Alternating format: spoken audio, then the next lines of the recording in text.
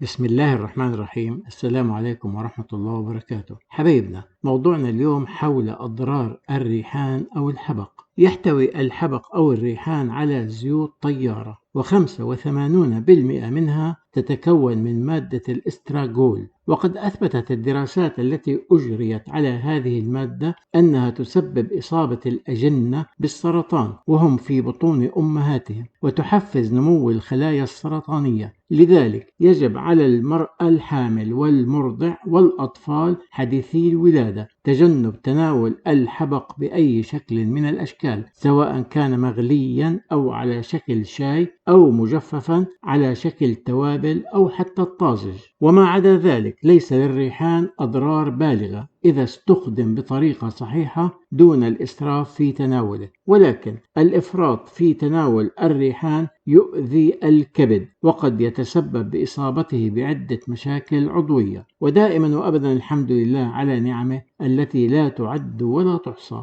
وإلى اللقاء مع معلومة صحية جديدة. حبايبنا، لا تنسوا الإعجاب بالفيديو والاشتراك في القناة تشجيعا لنا لنستمر بنشر المزيد إن شاء الله.